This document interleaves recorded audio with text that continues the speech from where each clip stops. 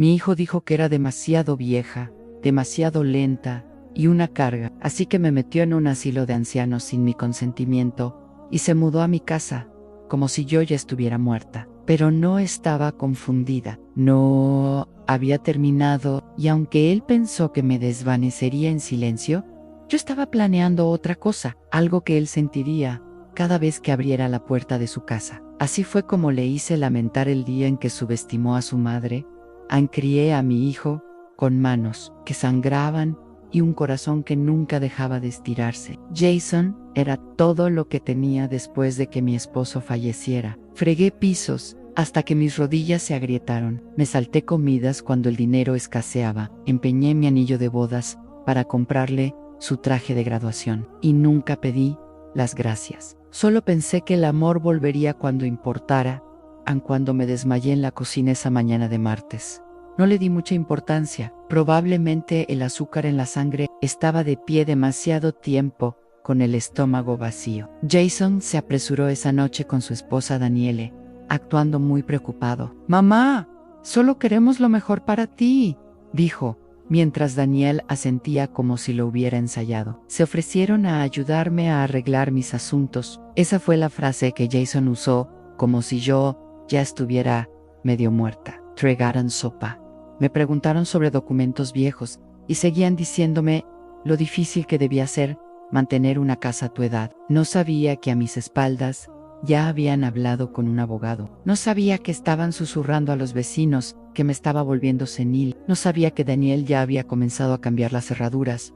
Una semana después, me invitaron a almorzar. Dijeron que éramos solo nosotros tres. «¿Necesitas un descanso?», Jason sonrió. «Vamos a consentirte». No empaqué una maleta, no traje mi cargador de teléfono. Ni siquiera usé mis zapatos buenos. Me dejaron en un lugar con paredes beige y flores de plástico en el pasillo. «Solo por unos días», Jason dijo, «descansa. La enfermera te ayudará a instalarte». Luego me abrazó fuerte, como si lo dijera en serio. Daniel me besó la mejilla, su brillo labial frío en mi piel, y luego salieron por la puerta y nunca regresaron a la habitación. No tenía fotos familiares, ni calendario, ni libros, solo una cómoda y una cama que no elegí. Le pedí a la enfermera un teléfono para llamar a mi hijo. Ella dijo, «Tendrás que esperar hasta las horas de visita». Yo dije, «Ana acaba de irse». Ella se veía confundida. Luego me mostró un formulario, mi nombre, su firma, casillas marcadas, consentimiento médico, admisión residencial, estado de observación. Me había internado en me. Senté en el borde de esa cama desconocida con las manos cruzadas, como si estuviera en la iglesia, mirando al suelo, tratando de no temblar, pero temblaba de todos modos. A la mañana siguiente, le pregunté a la recepción si podía hablar con la administradora. Le dije que debía haber un error. No estaba senil, no me estaba muriendo. Ella me miró como si fuera un fantasma, pidiendo volver. Su hijo dijo que no está segura sola. Dijo que tenía episodios de confusión. Nos dijeron que esperáramos una colocación a largo plazo. Quería gritar, pero no lo hice porque en el fondo algo me decía que gritar solo les daría la razón. Así que esperé en esa pequeña habitación durante 3 días. Al cuarto día, finalmente, tuve acceso a un teléfono. Llamé a Jason directamente al buzón de voz. Llamé una y otra vez. Luego intenté con Daniel. Sonó una vez y luego bloqueada. Bloqueada. La misma mujer que solía llorar en mi cocina sobre lo difícil que era el matrimonio, me había bloqueado. Me senté en esa silla de respaldo rígido, mirando por la ventana a un patio lleno de gente que apenas recordaba sus nombres. Algunos babeaban, algunos gritaban al aire, algunos simplemente miraban al vacío, y pensé, ¿así es como termino después de todo lo que di? Después de todo lo que retuve para asegurarme de que él tuviera un futuro. No, esa noche le pedí a la enfermera de turno un bolígrafo y un cuaderno. Le dije que me gustaba llevar un diario. Ella sonrió amablemente y me trajo uno pequeño de espiral del armario de actividades. No escribí poesía, no escribí oraciones, escribí hechos, fechas, transacciones, números de cuenta personas que recordaba, escrituras que todavía poseía, contactos que tenía, mi abogada, Mónica Reeves, que no había tenido noticias mías en 2 años, pero nunca me quitó de su lista de clientes. Lo escribí todo como si fuera un plan de batalla, tal como era. No estaba confundida, no estaba delirando y, por supuesto, no estaba muerta. Pensaron que no me daría cuenta del congelamiento de la cuenta bancaria. Pensaron que no reconocería que mi nombre faltaba en mis propias facturas de servicios públicos. Pensaron que solo porque era vieja no podía luchar. Pero crié a un hombre, sobreviví a un matrimonio, sobreviví al cáncer de mama. No, también iba a sobrevivir a esto. Pero no solo sobreviviría, regresaría y cuando lo hiciera, no pediría mis llaves, vendería toda la casa y compraría la de al lado solo para ver la cara de Jason todas las mañanas. Él salía pensando que ganó porque a veces la mujer más tranquila de la habitación solo está esperando su momento y el mío estaba llegando a Mónica. Reeves no contestó el teléfono la primera vez que llamé. No puedo culparla. Habían pasado años, pero dejé un mensaje corto, conciso y deliberado. Mónica, soy Dolores Mayfield. Creo que mi hijo ha cometido fraude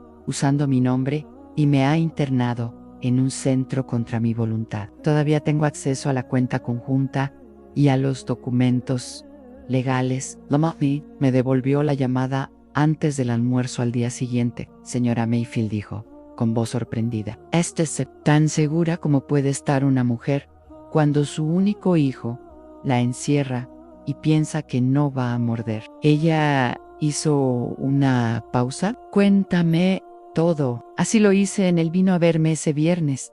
Condujo 3 horas bajo la lluvia. Atravesó las puertas principales de la instalación y le dijo a la enfermera que era mi abogada. El personal se puso nervioso, muy nervioso. Pude notarlo por la forma en que la gerente la apartó y trató de explicar cómo actuaban en el mejor interés del cliente. Mónica no lo aceptó. Entró en mi habitación con un maletín y fuego en los ojos. No te quedas aquí otra semana, dijo. Y si nos dan problemas, también los demandaremos. Sentí como la primera respiración profunda que había tomado en semanas. Revisamos todo, los documentos que Jason había falsificado, el poder notarial que nunca firmé, la escritura de la casa que todavía figuraba a mi nombre y solo al mío, la cuenta conjunta que Jason pensó que había olvidado, nunca lo había eliminado. Pero él no sabía que yo todavía tenía acceso. Había estado callada por mucho tiempo. ¿Quieres ir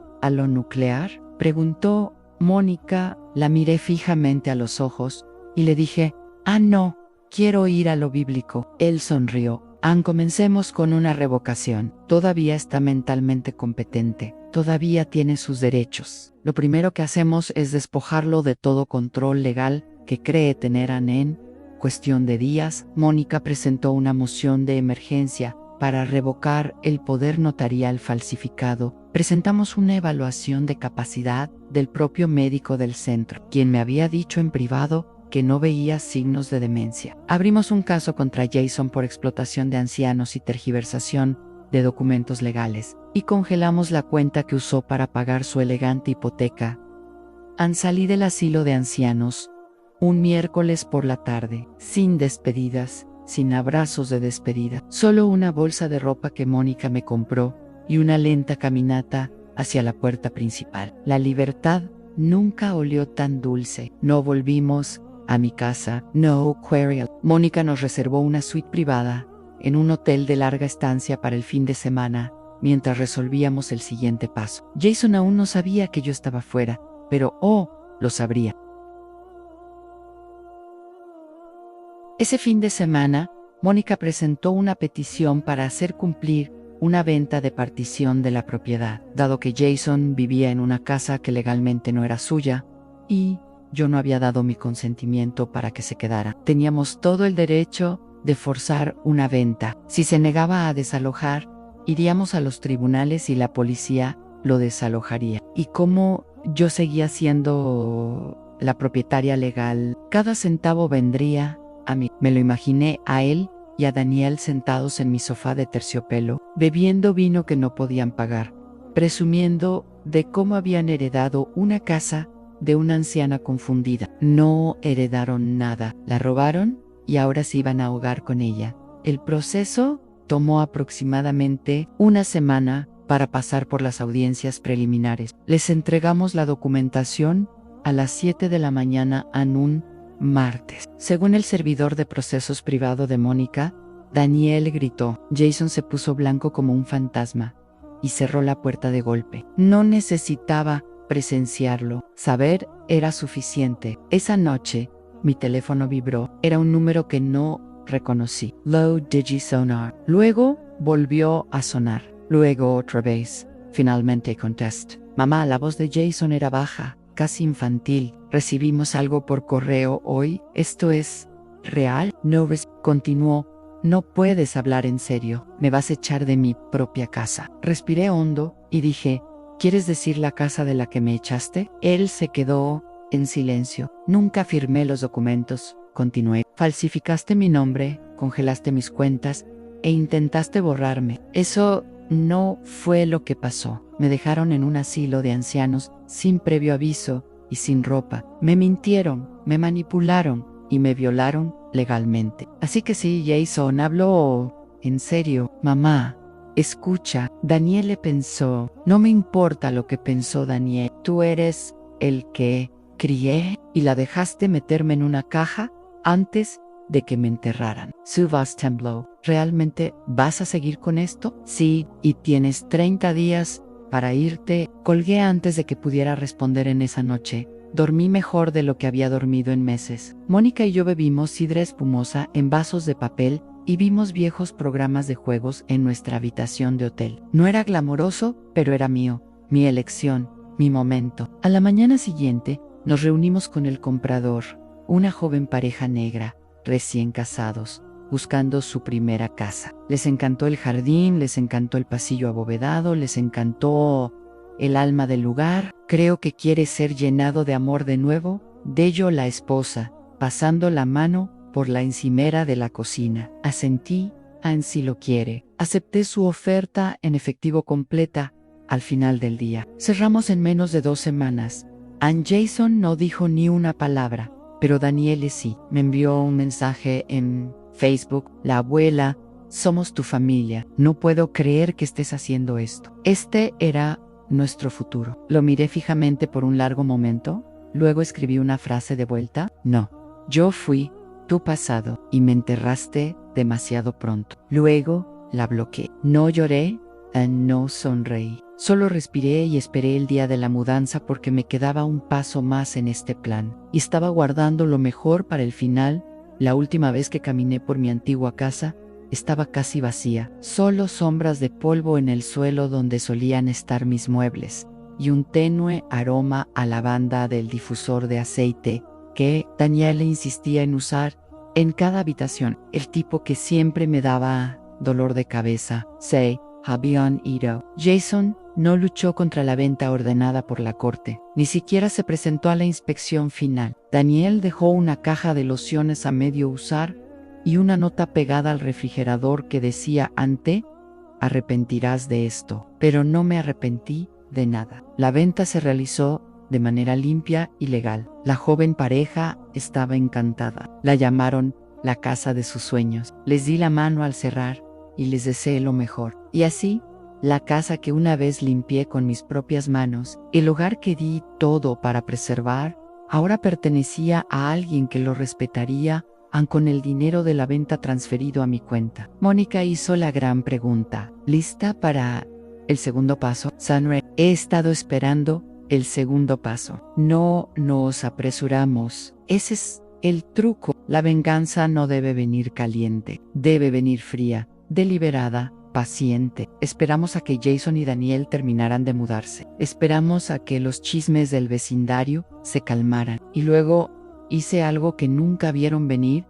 Compré la casa de al lado, una acogedora de un solo piso, con un rosal al frente y un porche trasero que daba a la ventana de su cocina. ¿Quién es perfecto? Pagué en su totalidad, sin hipoteca. Mónica hizo el papeleo, firmé con un bolígrafo que temblaba un poco en mi mano, no por debilidad, sino por la pura satisfacción de lo que estaba a punto de hacer. Ni siquiera se lo conté a Tyler, mi nieto. Todavía no. Necesitaba que este momento fuera mío, primero en el primer día que me mudé. Me puse mi mejor sombrero de domingo y me senté en los escalones del frente con una taza de té dulce. Simplemente me senté viendo pasar el mundo como cualquier abuela común. Y luego Jason salió, llevaba pantalones cortos de gimnasia y una camiseta arrugada, con una bolsa de basura en una mano y un teléfono en la otra. Se veía cansado, la forma en que un hombre se ve cuando se da cuenta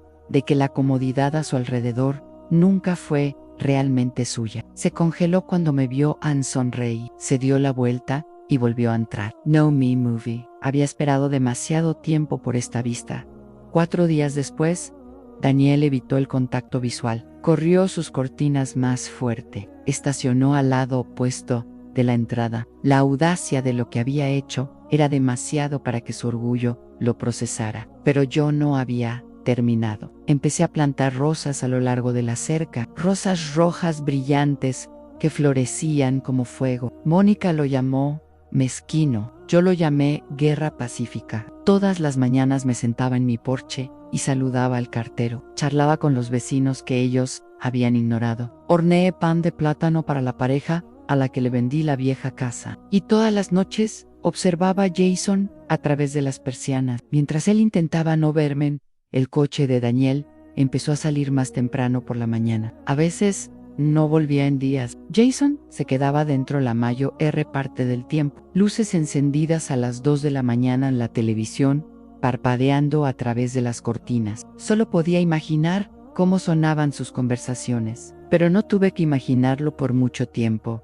Una tarde, Tyler llegó caminando por la acera, con su mochila colgando baja. Dudó en la cerca, luego la cruzó y llamó a mi puerta. La abrí lentamente. Abuela, dijo, ¿puedo sentarme contigo un rato? No. Hice preguntas. Simplemente abrí la mosquitera y lo dejé entrar. Nos sentamos en el porche uno al lado del otro. Le serví un vaso de té helado, como solía hacerlo cuando era pequeño, y le tenía miedo a las tormentas. Al principio no dijo mucho. Luego dijo, escuché lo que hicieron.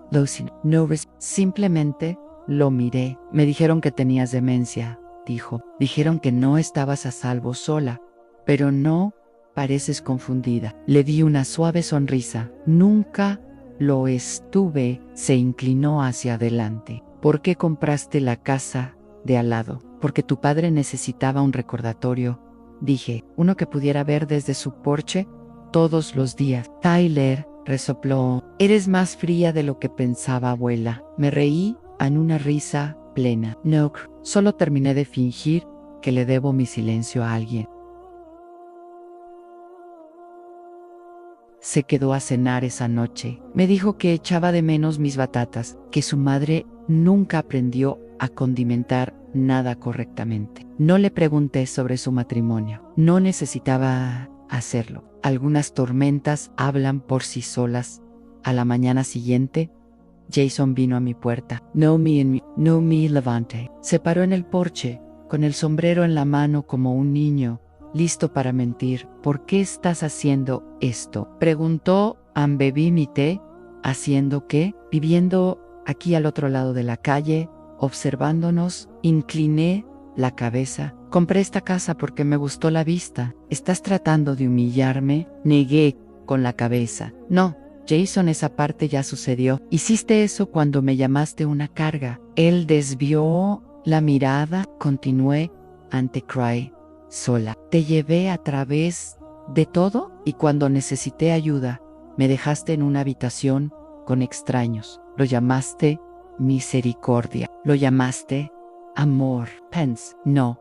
Lo interrumpí. No pensaste. Tomaste. Borraste. Asumiste que no contraatacaría. No tuvo palabras. Me levanté lentamente y caminé hacia la puerta. Esta es mi paz. Jason, no toques, a menos que planees ganarte tu regreso a ella. Luego, cerré la puerta. No lloré, no temblé, simplemente me senté en mi silla y observé las rosas florecer, porque la vista nunca se vio mejor.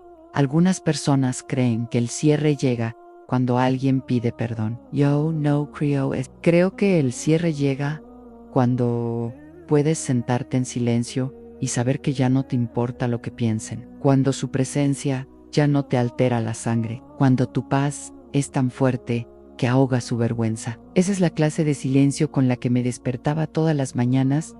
Ahora, las rosas, a lo largo de mi cerca, florecían más brillantes. Mi cocina olía a pulidor de limón y tostadas de canela. Había comenzado a pintar de nuevo. Pequeños lienzos al principio, solo estudios de color. Luego, una mañana, pinté un cuadro de mi vieja casa de memoria, excepto que reemplacé las ventanas con niebla porque así se sentía ahora. Un lugar hermoso perseguido por personas que no podían ver con claridad.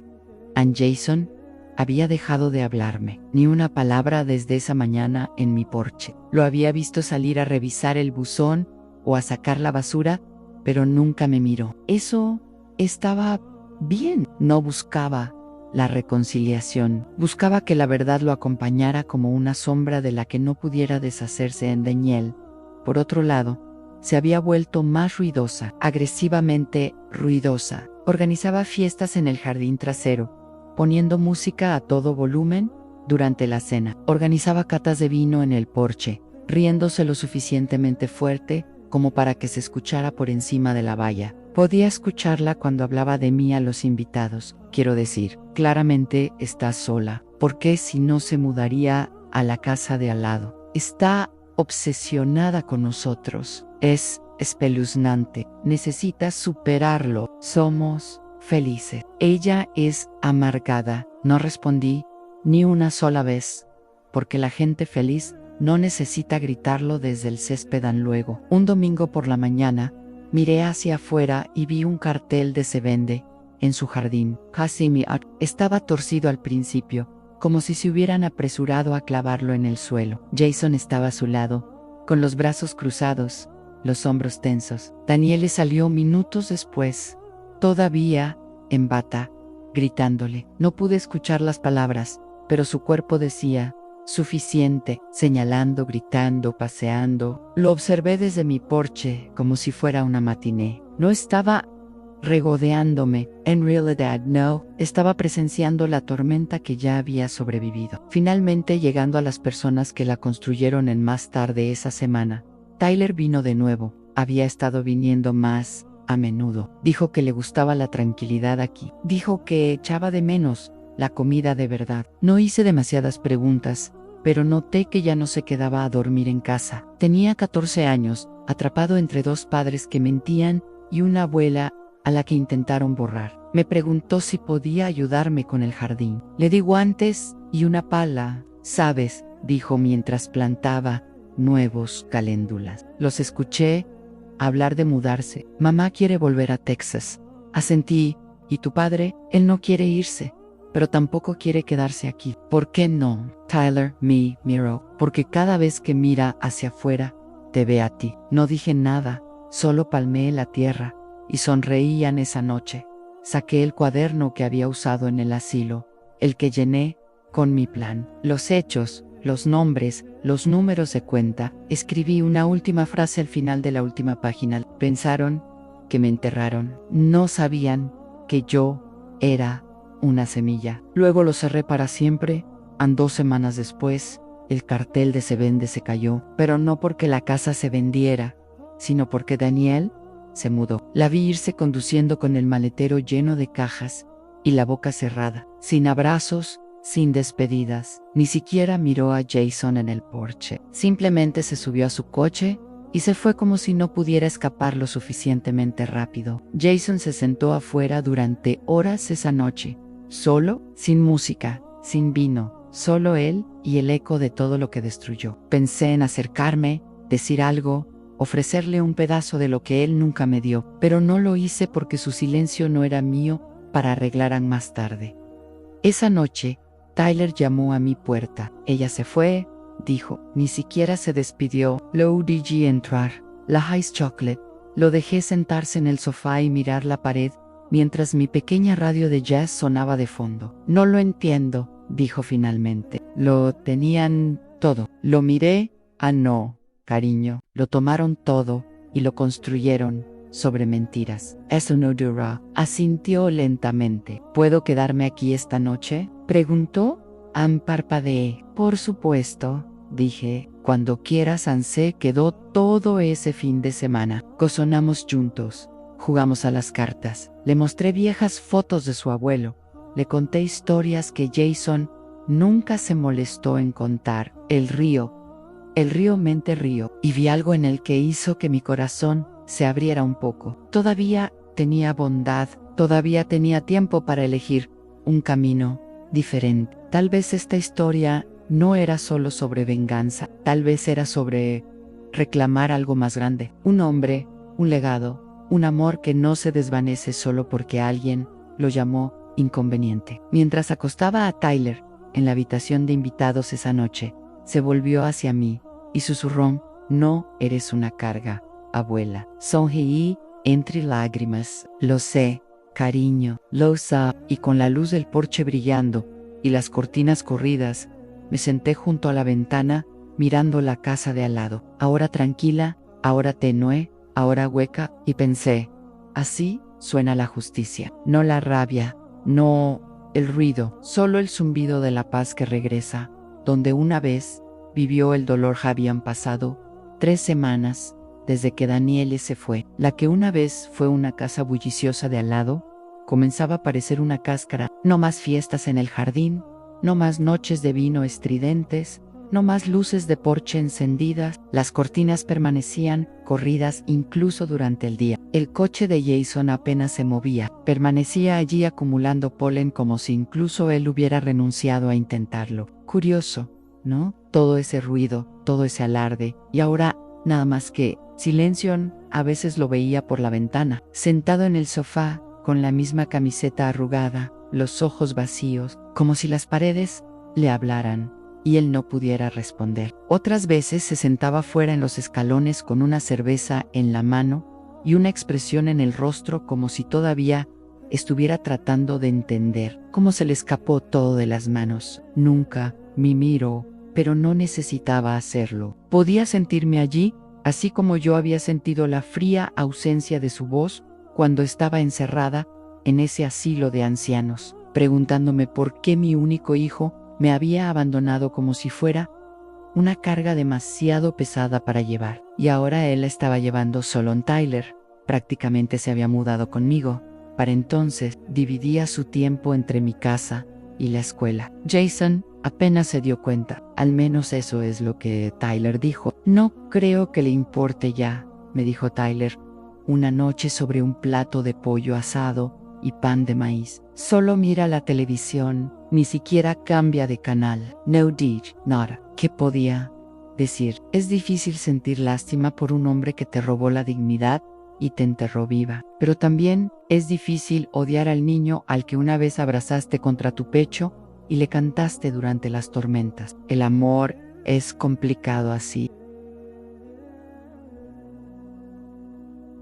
Tyler estaba mejorando.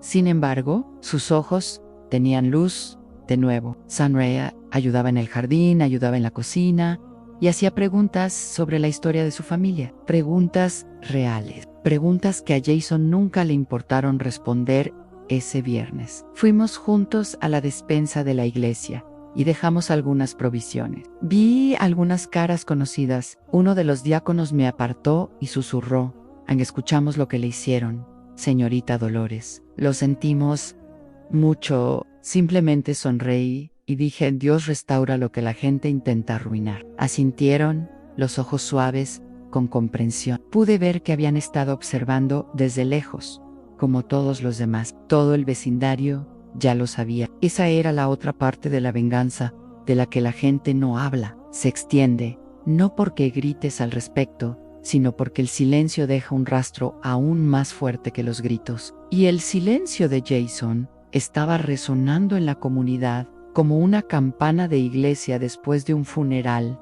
Es fin de semana. Fui al centro comunitario y dejé un cheque, $10,000 donación anónima. No quería crédito. Era para su nuevo programa de extensión para personas mayores. Una amiga me dijo que estaban tratando de expandir los servicios de transporte compartido para los ancianos que vivían solos, porque yo sabía que no era la única a la que se le había hecho sentir como un peso muerto en su propia familia. Quería asegurarme de que nadie más fuera desechado tan fácilmente como yo en Tyler. Me ayudó a entregarlo. ¿Por qué no pones tu nombre? Porque a la gente que lo necesita no le importa quién lo dio, solo necesitan saber que alguien lo hizo. Asintió pensativamente. Ese domingo, Jason vino a mi porche. Estaba horneando pastel de batata. El olor debió haberlo atraído. Se quedó allí mucho tiempo antes de llamar. Abrí la puerta, me sequé las manos con una toalla y esperé. Se veía diferente, cansado, como alguien que no había dormido bien en semana. Quería hablar, dijo. Salí, pero no lo invité a entrar. Miró el suelo del porche. Daniel no va a volver. No dije nada. Intenté arreglar las cosas, pero todo se desmoronó. Así que no dije nada. Luego me miró, y por primera vez en mucho tiempo vi al niño que conocía escondido en algún lugar detrás de esos ojos rotos. Me equivoqué, mamá. Las palabras cayeron como ladrillos. Pensé que estaba haciendo lo correcto. No lo sé. Tuve miedo. No quería perderlo todo, tratando de cuidarte. Tú no me cuidaste, dije en voz baja pero cortante. ¿Te deshiciste de mí? Él asintió lentamente, la culpa hinchándose detrás de sus ojos. Había finalmente una espera. Luego dije, y ahora no espero nada, solo quería decirlo.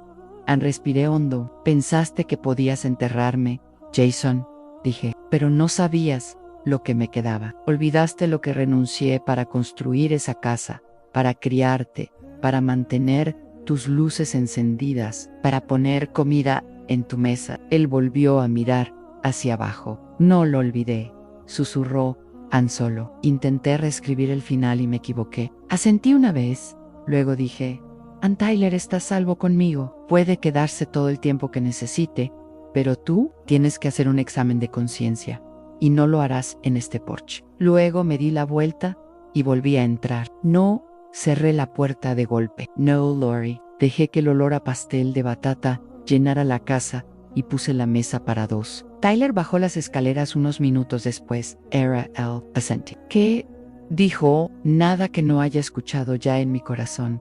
Dije, pero ya no es mi trabajo cargarlo. Se sentó a la mesa. Me alegro de que seas mi abuela. Sonreí. Yo también, cariño. Yo también afuera. Jason se sentó en su porche, solo otra vez. Y lo dejé porque la paz, una vez recuperada, no es algo que se vuelva a entregar.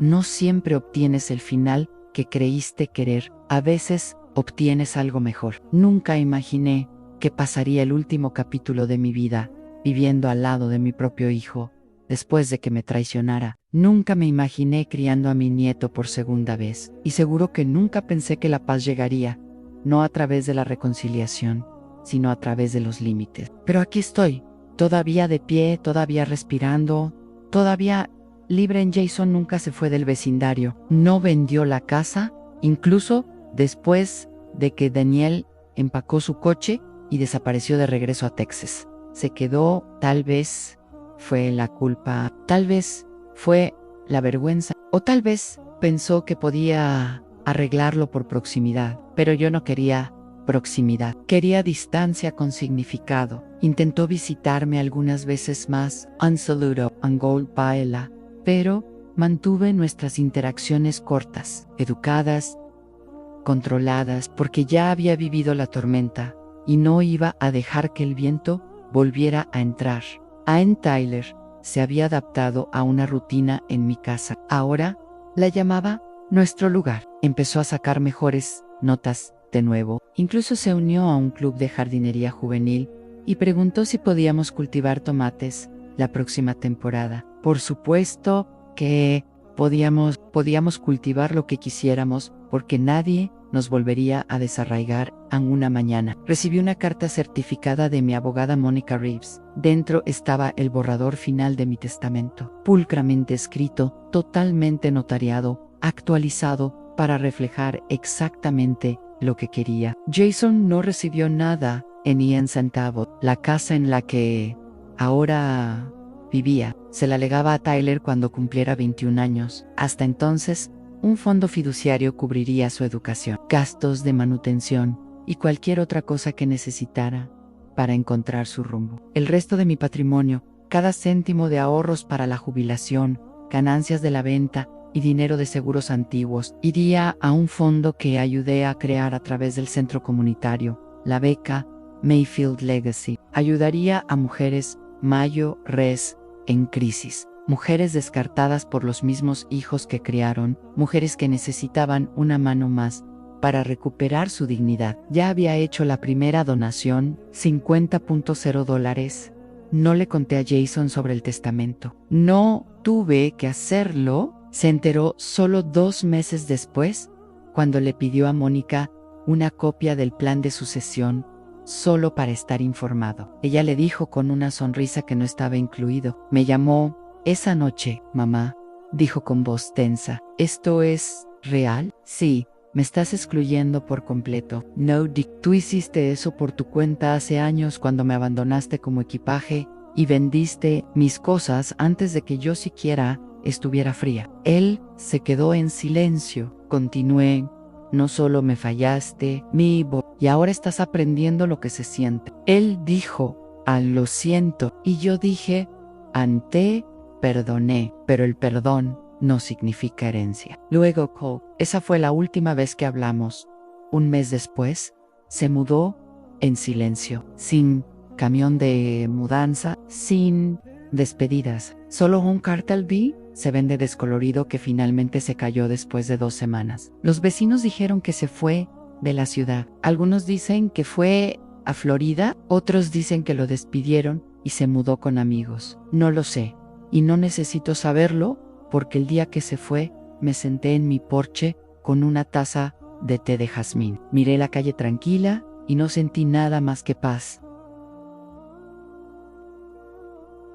Tyler salió con 2 magdalenas y se sentó a mi lado. Se fue, dijo. Asentí. A veces la gente se va cuando se dan cuenta de que ya no pueden controlar la narrativa. ¿Crees que alguna vez intentará volver? Tal vez, dije, pero si lo hace, encontrará una cerca que antes no estaba. Myrtle Garden, las rosas floreciendo, los tomates empezando a brotar, las abejas bailando entre las caléndulas. ¿Quién es hermoso? ¿Quién es mío? Más tarde ese año, me invitaron a hablar en el seminario de justicia para ancianos del centro comunitario. Me pidieron que dijera algunas palabras sobre el abuso financiero, las estafas de poder notarial y la recuperación de sus derechos legales. Me paré frente a esa multitud, en su mayoría mujeres, la mayoría mayores de 60 años, y les dije la verdad. Te llamarán vieja, dije, te llamarán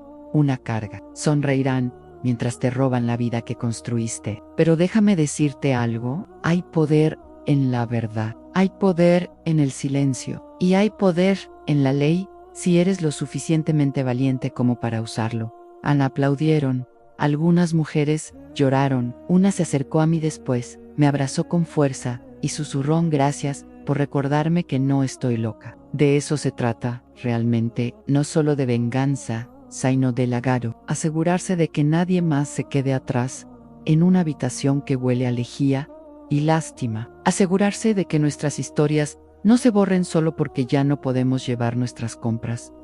Volví a casa esa noche y miré la pequeña casa que una vez pensé que era un paso atrás de mi pasado, pero no era más pequeña. Era más libre, era más ligera. Y mientras Tyler ponía la mesa y preguntaba si podíamos hornear galletas más tarde, me di cuenta de que no estaba al final de nada. Finalmente estaba al comienzo. Me enviaron a un asilo de ancianos.